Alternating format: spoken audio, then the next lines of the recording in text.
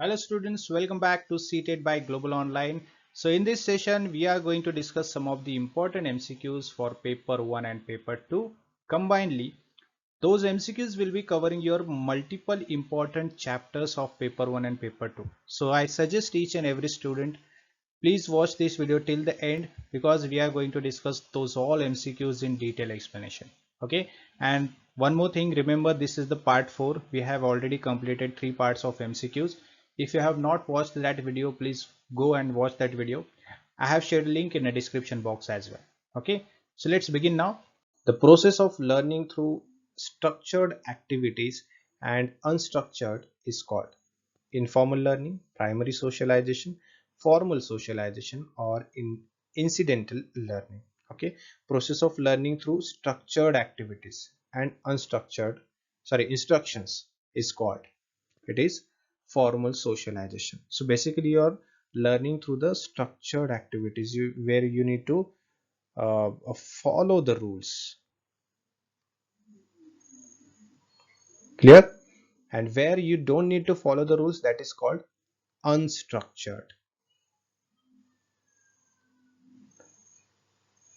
clear. Structured teaching in a school, workshop, institutions presents formal socialization.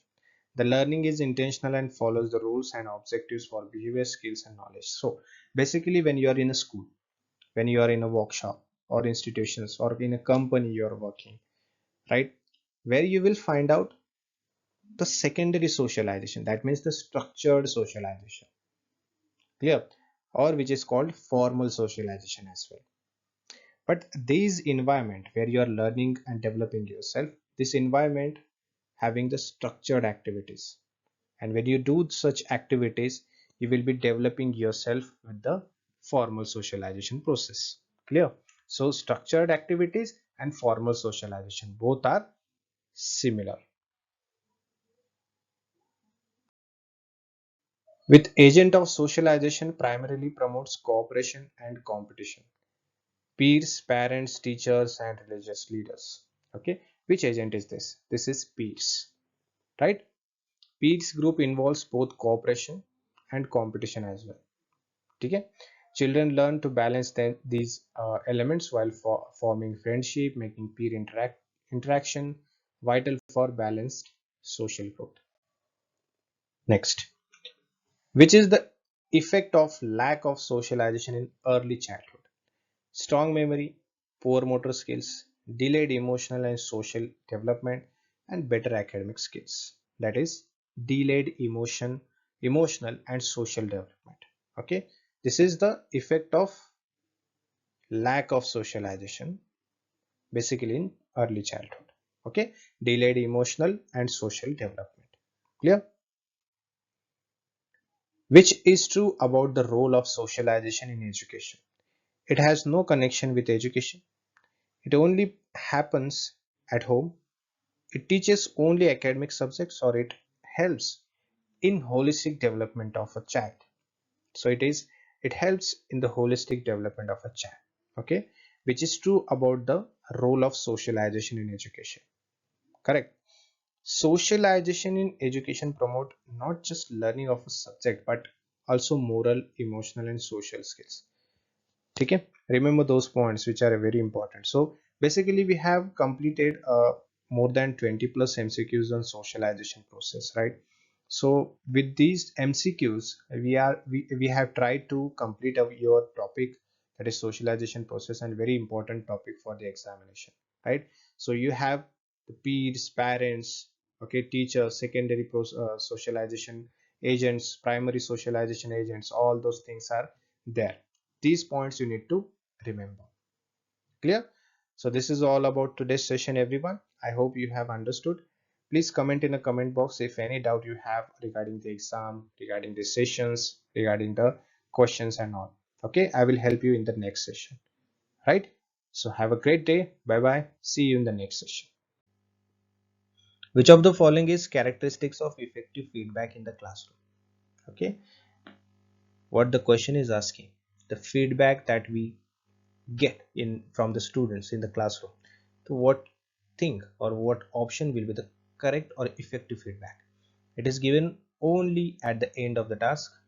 Or second, it is broad and generic. Third, it is only focused on the outcomes. And fourth, it is timely and specific. What is it? It is timely and specific. Okay.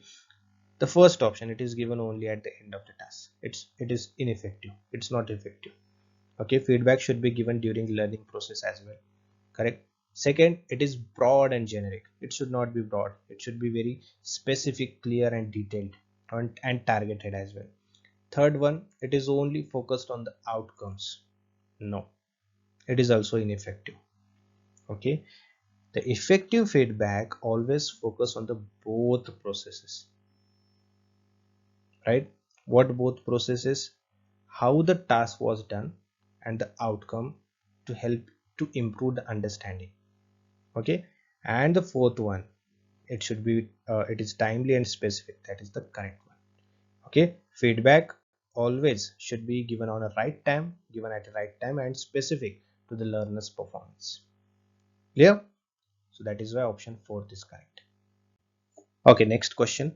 Proximodistal principle states that in infancy, 1, the limbs continue to grow faster than the hands and feet. Second, development proceeds from head to toe. Third, development of language occurs rapidly as it is sensitive period for development. And fourth, physical development occurs rapidly with the development of a fine motor skills. Okay, I'll give you the answer first and then I'll explain. Okay, first thing, the first answer is correct one. The limbs continue to grow faster than the hands and feet. See, first thing you need to understand proximodistal principles. Right? What does it mean? Proximodistal. That means near to far. Near to far. Getting it? Which is near. From near to how much it is far. That is proximodistal.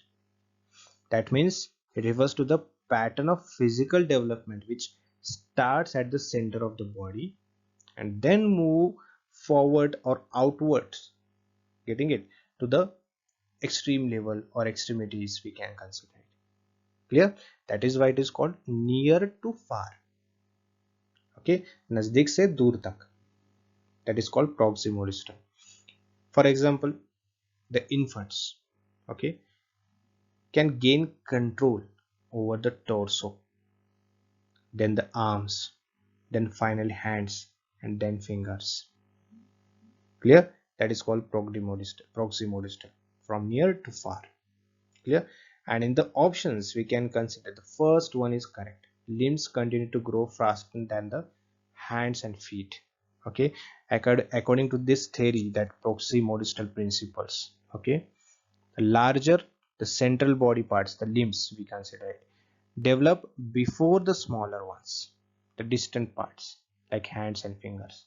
Before that, these limbs will be what we can say, will be developed first, and then those things will be developed, hands and feet and all. Clear?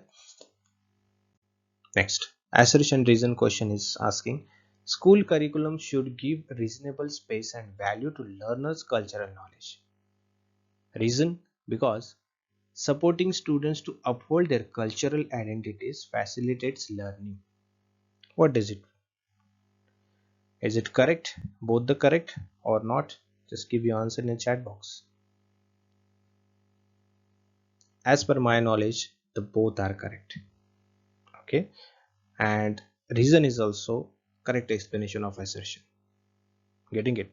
Option A, oh sorry, assertion is true because a meaningful and inclusive curriculum respects and integrates students' cultural background.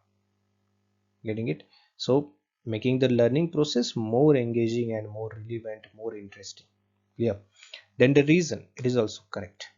Okay, when students feel their cultural identities are respected, right, the students are feeling respected. Okay, whatever from the cultural background they have, that cultural background is going to be respected. Okay, right, so they are more confident and motivated and they will be participated in learning. Clear? So that is the correct explanation as well.